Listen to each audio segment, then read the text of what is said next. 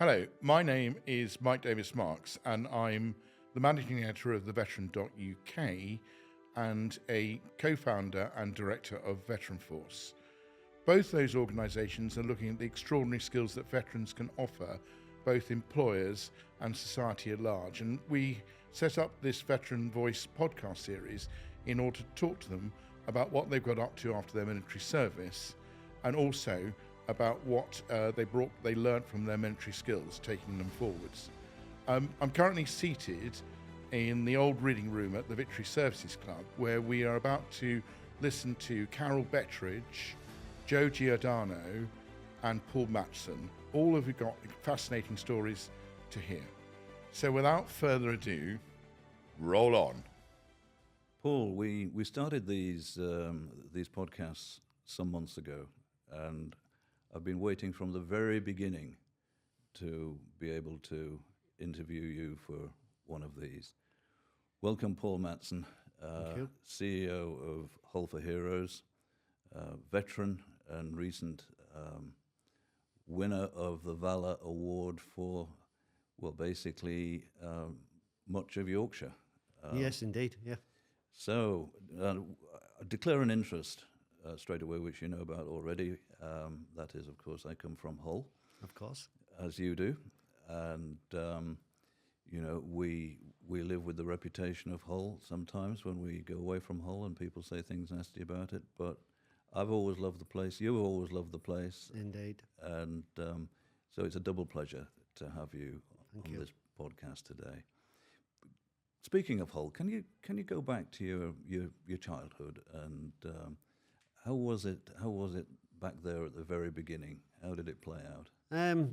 It was, in the first instance, quite a good childhood, to be fair. I lived on a place called Hessel Road, which was the main source of the fishing industry in those days. And of course, the fishing industry dispelled in the 70s, and everybody moved away from our main road where we lived up into different estates across the city, and I moved on to the biggest estate in Europe. I think at the time was Bransholm, so which was surrounded by fields, air-raid shelters. It was an old RAF site as well.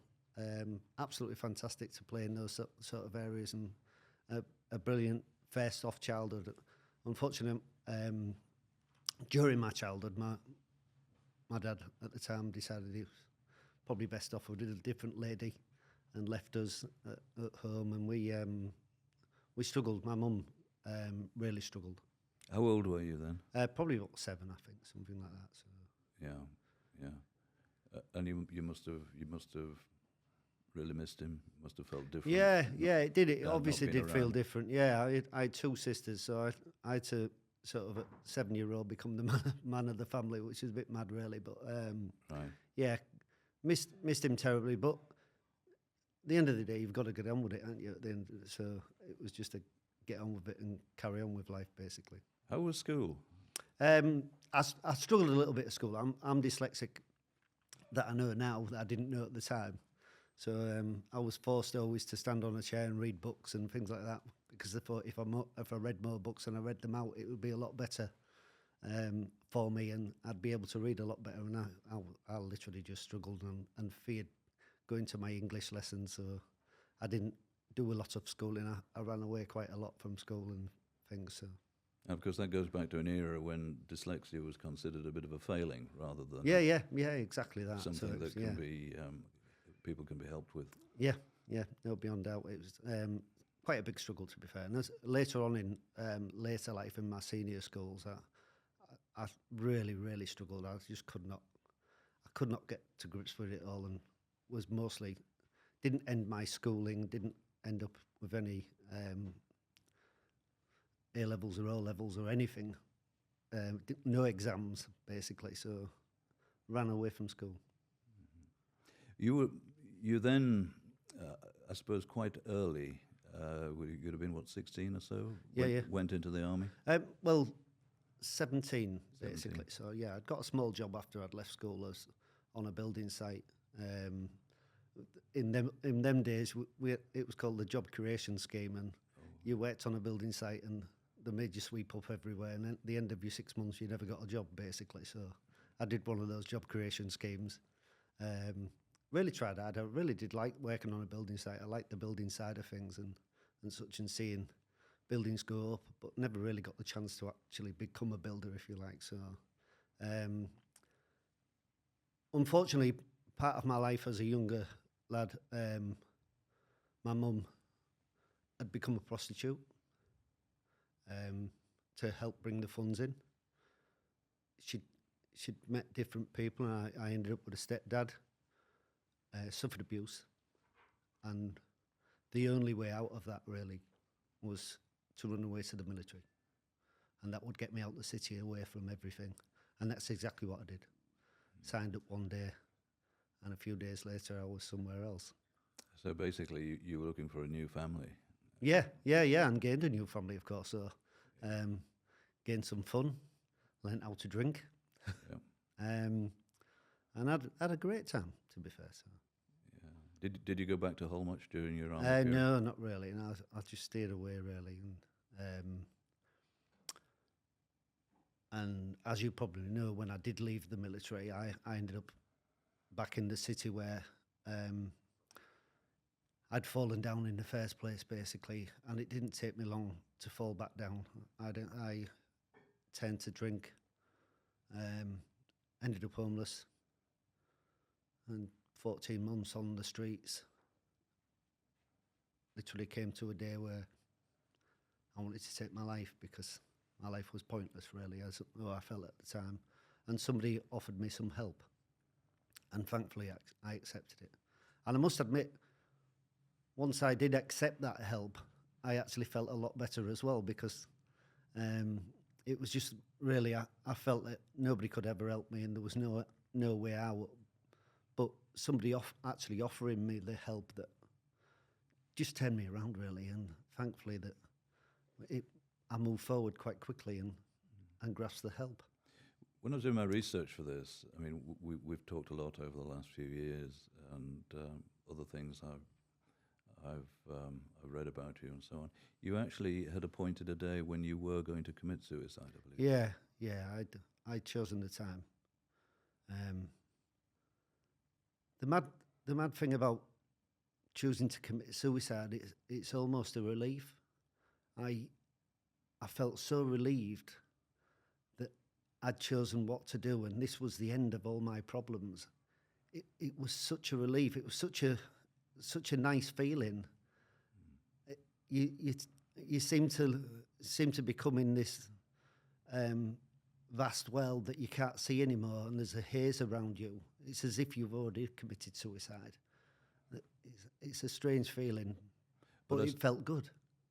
Yeah, so I suppose in a perverse sort of way, that makes it harder to come back from that point, because you're feeling... Yeah, you've chosen, and that's it, really. You've selected a pathway. Yeah. It was just this woman's persistence that helped me and thankfully pulled me out. Yeah. And then how did it work from there? I mean, that must have been a long haul.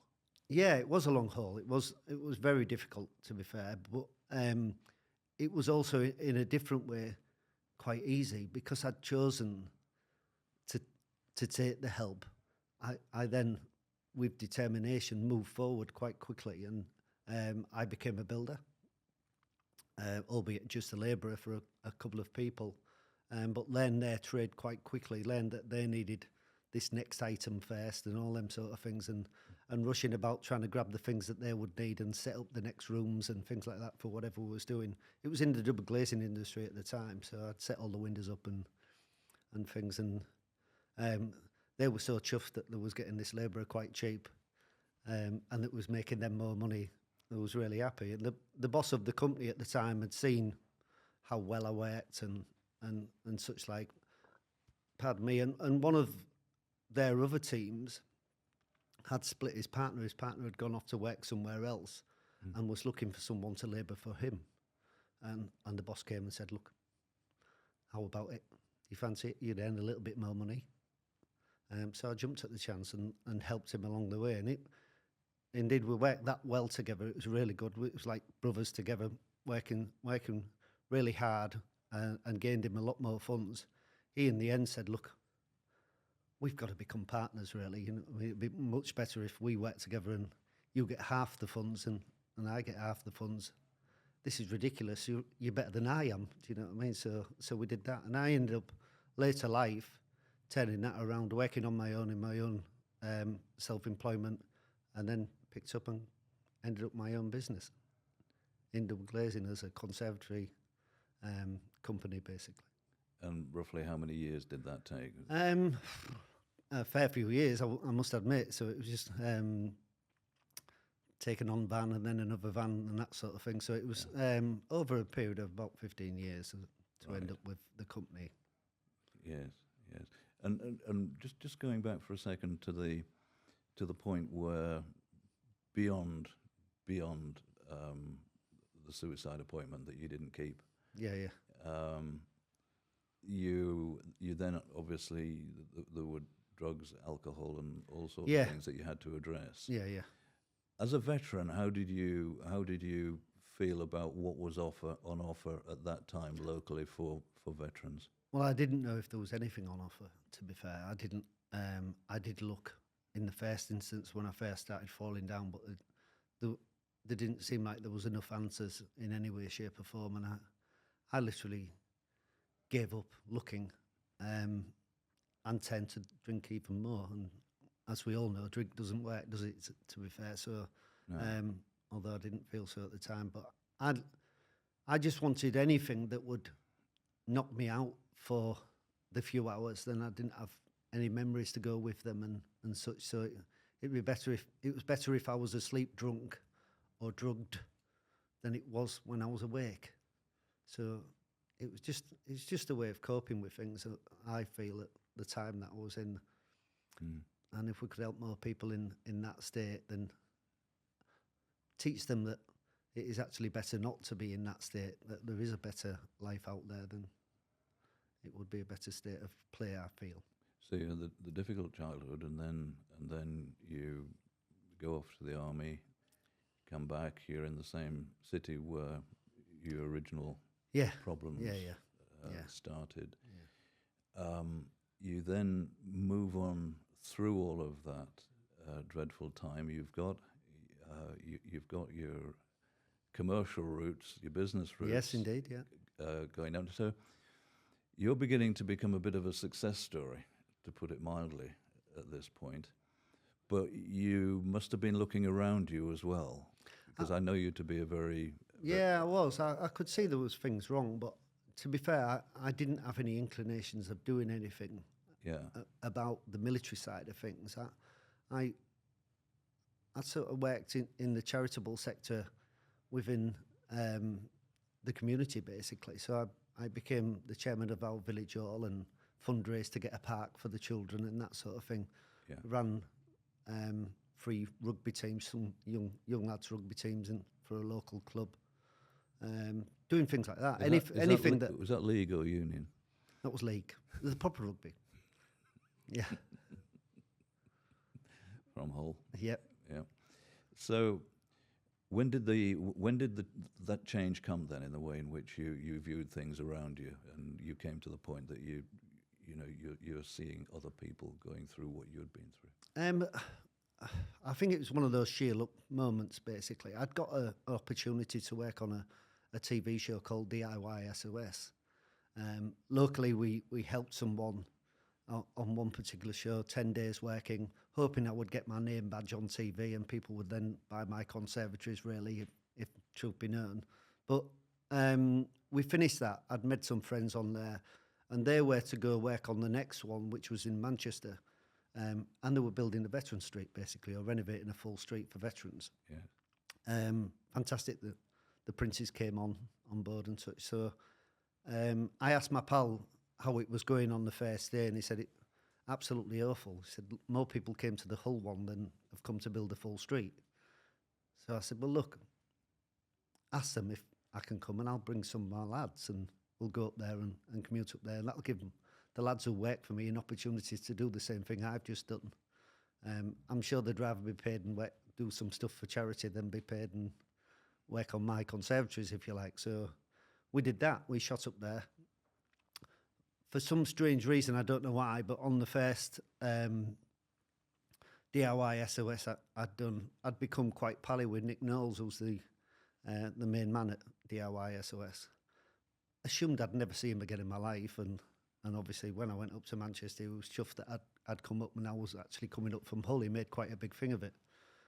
Put us on the camera while I was on there, so I did get my name badge on there, so I'd done a winner as far as I was concerned. But because we were doing the Veteran Street, I met some of the people we were helping, and a lot of the builders that were helping on there were also ex-forces. And chatting to them and chatting to the people we were helping, many of them had struggled through their transition to becoming, to end up in civilian life, if you like. And that, I have to admit, I thought I was the only one on earth. It sounds mad. You live in your own bubble, don't you? And you do tend to feel around your own feelings. And I literally thought that I was the only one. And learning that there was so many others was actually a really good feeling, that I possibly wasn't the weakling I thought I was, if that's the right way of looking at it. Isn't it great that there's loads of us? But isn't it crap that there's loads of us? What's the reasoning behind this? Why have we all struggled when we've left the military? And I had no real inclination of doing anything about it. It was just a good feeling, but also a bad feeling. And finished what we was doing on DIY SOS, went back to Hull. And I put some pictures up on Facebook, basically of the job we'd just done. We've been part of this, isn't it wonderful? Never really got any likes on Facebook when I put stuff on Facebook. 3 or 4 likes here and there, and thinking if I got 10, it was wonderful. And I put these pictures up, and I said, would it be wonderful? We was about to become the city of culture at the time. And I'd put something like, we're about to become the city of culture. Wouldn't it be good if we could do what they've done in Manchester and look after our veterans properly, and something words to that effect. Put it on Facebook, put my phone down, started working on my computer on some drawings I was doing. And my phone started flashing and beeping and all sorts of things, and picked it up. 3 minutes later, there were 100 likes. My word. As I'm looking at it, it's raising up to 200, 300, 400, and God, there was people saying, look, Paul, if you do it, we'll follow you, we'll help you. If anybody can do it, you can do it. Well, I'm not a leader. Why would you think I could? And it was literally along them ways. And our local building companies were saying, look, we'll donate this, we'll donate that. Electrical companies were jumping in. And literally, within the week, we'd found a veteran who was struggling, needed to move. We found him a home. The house needed renovating. And off camera, we did a DIY SOS of our own. And we renovated his house and moved his family in. During that period, people were bringing TVs, and he didn't have much. And we literally gave him a new home with everything he needed, and a shed that he could do his modelling in, because he liked to do his modelling. He was struggling with PTSD at the time. It was fantastic. And stupidly, we put the pictures up on Facebook that we'd done, which turned out another post that went viral, if you like. So, and that was the beginning of Hull for Heroes, basically. And indeed it was. And I mean, can you describe Hull for Heroes as it is now, compared with its beginning, its sort of fully integrated approach towards in the beginning it was a bunch issues, problems, challenges. In the beginning it was a bunch of people who were renovating homes, basically, and literally I thought from the next week maybe we'll dig somebody's garden over, or maybe we'll do a little bit more, do some decorating for whoever. I never really thought it would come to anything, and people said, look, with your knowledge, this particular person is struggling with this debt. Can you help him with that, a veteran? And we found out a load of information and helped that person, and that's started the support side of what we did. So we ended up later, a year or so later, as opposed to working in cafes and helping veterans, we gained our own offices, and it moved from there. Brought on support staff, brought on health and wellbeing staff, and it's moved really quickly, and and gone to this organisation that has just won the bid to look after Yorkshire and Humber, basically, so which is absolutely massive. So it's the biggest area in the country, and the government have allowed Hull for Heroes to look after that area for them. I think one of your biggest supporters in government is Al Carnes, who came to see you one day when he was in charge of the veterans OVA. I like Al Carnes. I think he's one of those people that you would follow into battle straight away without any qualms. You'd just, whatever he says, you'd get on and do. He's very forthright and knows what he's about. Instantly liked Hull for Heroes, and we sat down within a meeting and externally from a meeting and had a good long chat about Hull for Heroes and the way we were working. And I hope that he looked at our model and would hope to produce that across the country at the time. And of course, somebody else is taking he's on place. record as saying that it should be done around the UK as it's done in Hull. And he did say that to the press, I think, during the visit. And clearly, you impressed him. I mean, you say you'd follow him into battle. I think he'd probably like you alongside him. You know? Yeah. Well, hopefully. And of course, he's now moved on to be Armed Forces Minister, but obviously still a massive voice for veterans around the country. Yeah. So tell us a little bit more about your involvement with Valor. I mean, clearly this is a magnificent achievement. You won't mind me mentioning that. No, of course not. You amongst, is it 13 or 14 others, were appointed as a Valor hub, and to look after a much bigger area than you've been used to. I mean, Hull and the environs, but you've got the biggest county in the country now as as your back garden. So how are you going to cope with this? Yeah, well, I don't know. We've worked on how we'll work things, basically. So we are taking a few employees on. We're looking to put a regional coordinator in place and also a regional support officer as well. But our full team will work on Valor, whichever way, whatever happens, because the good thing about Valor, in a way, is utilising different agencies. It's not, we won't be looking after Yorkshire. We'll just be overseeing the people who are looking after Yorkshire. We don't know who's out there, basically. We know a few different people, but if someone's struggling in Rotherham, we need to learn who is in Rotherham, don't we? And I know who's in Rotherham. MCVC, a brilliant charity out there. But so we can push people towards them if they come to us, basically. So that's what it's all about, is making sure that the right people who do good things are doing the good things for the veterans who are struggling in their areas and using their expertise and not pushing someone, not creating overlaps and things. It's pointless. A charity who doesn't really know a lot about debt is looking after them when there's a charity next door that do know a lot about debt. Utilise that one for that problem. So it's all about collating who's out there and pushing the problems to the right people. So this is going to be a big collaboration and coordination job, isn't it? It is, yeah. More than sort of in the front line with food and help and assistance. Yeah. Getting people to do that, maybe the whole way. Yeah. In parts of Yorkshire where it's never happened before. Yeah. I'm not saying our way is the right way at all. At the end of the day, it's just the way that works for us. In different regions, there are different problems as well. So it's across the country.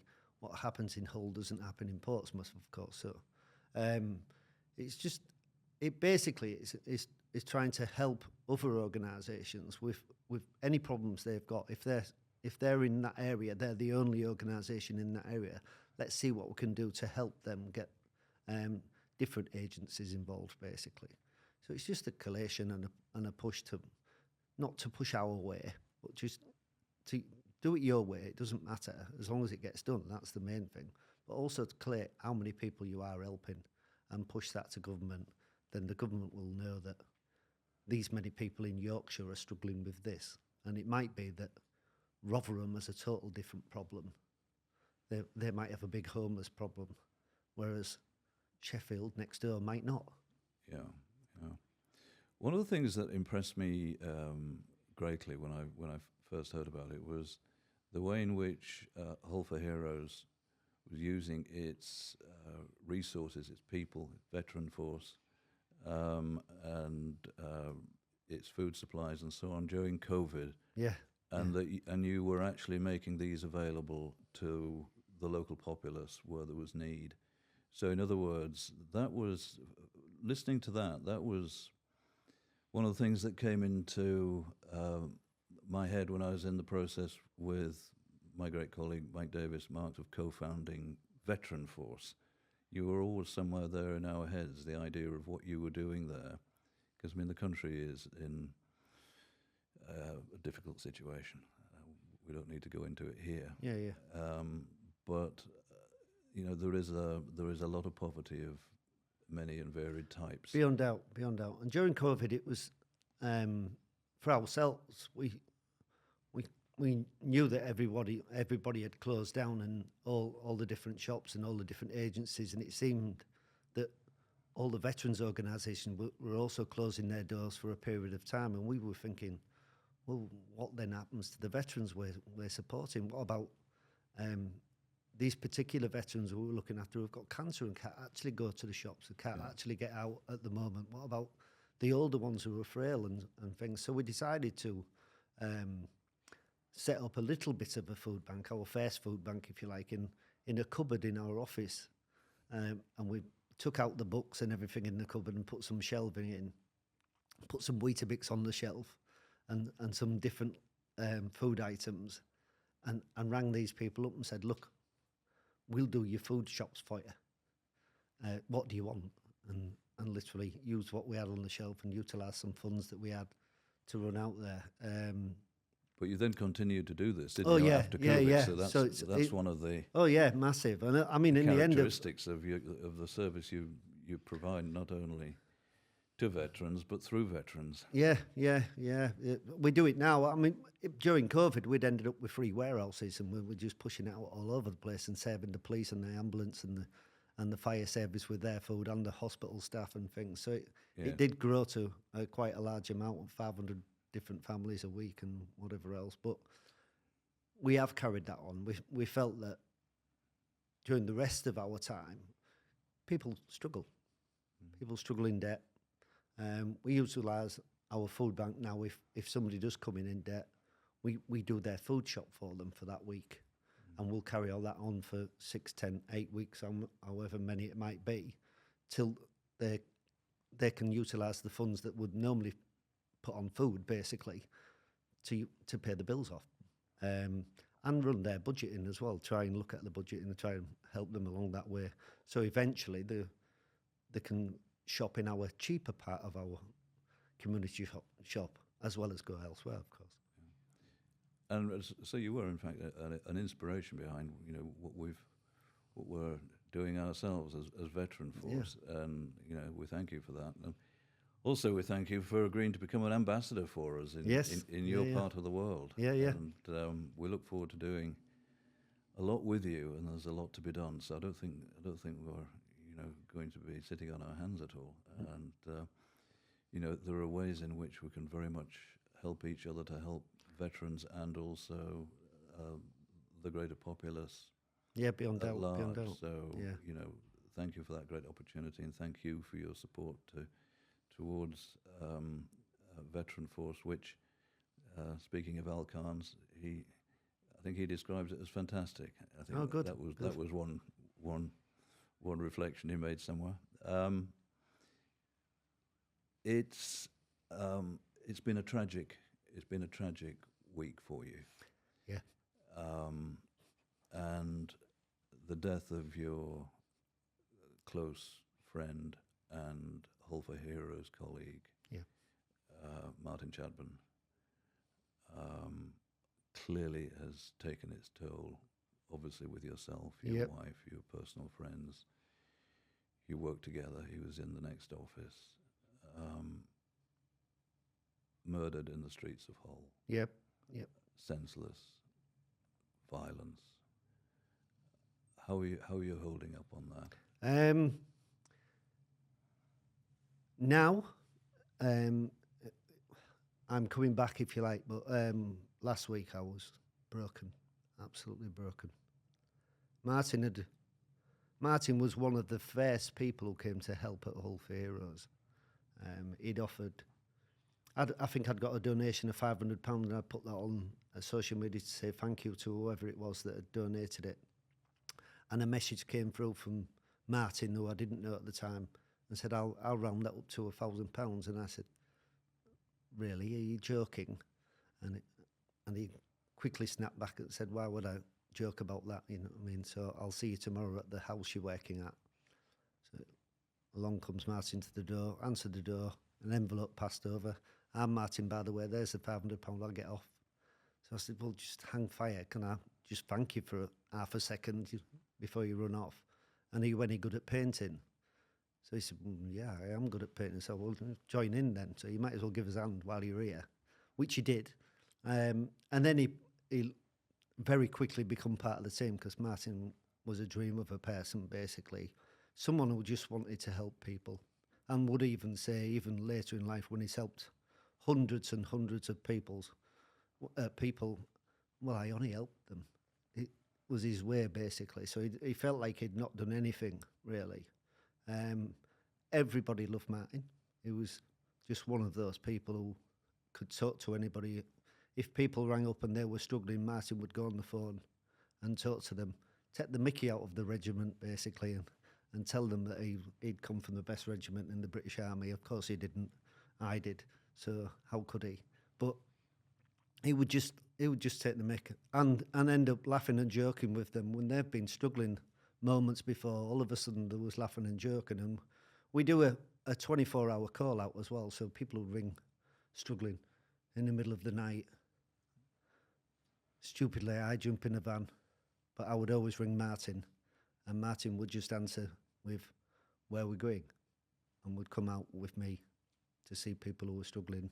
And most of the time we helped them out of that predicament and either put them up in a hotel for the night or whatever it was, whatever befalls us. So an absolute angel, just someone I spent every day of work with, but most of my weekends with as well, because we would go hiking or walking with our team and different people. We're part of a hiking group of just friends, really, and we've done places like Mont Blanc together and such. It's an absolutely fantastic time. If I didn't see him on the weekend, we would ring him on the weekend to see what he'd done on his lazy days, if you like. So yeah, just an inspiration, just one of those people I absolutely loved him. Just never thought anybody could even dream of hurting Martin. He was quite a small chap as well, so why would you even dream of hurting someone who's wonderful? And that just brought us to a fold where we got a telephone call to say this had happened. And thankfully, because of who we are, the family allowed us to go to a hospital to see him, but he didn't make it. I sense, from what I know about Hull for Heroes and what I've come to know about yourself, I sense that, Hull for Heroes has a soul. Yeah. It's not just a charity. It's a soulful place. And I don't know, my perception of the situation is that he will continue to be part of that soul. Beyond doubt. Martin, I'd like to think that there is something after life. And I just hope that he's smiling up there, us lot in tears going, you stupid buggers, you know what I mean, and things like that. But he's up a mountain somewhere having the time of his life, and he no longer has to go to work. I also feel that if anybody is struggling, he'll be beside us as well. I know that he will. So he'll always be with us. We are a charity that we don't talk about it, we go do it. And that's how we want to be all our time. And that was what Martin was all about as well. So we'll push our legacy and Martin's legacy together, basically.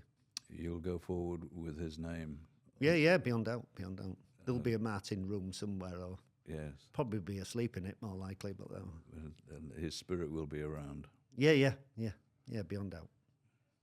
Paul, thank you so much for your inspirational personal story and everything that you've done for veterans in Hull, nationally as well, because I know all sorts of people have sought your advice. And now you stand on the edge of doing this on a much broader scale throughout your native Yorkshire. Yeah. And we'll be up to see you soon. No problem. Thanks again. Thank you.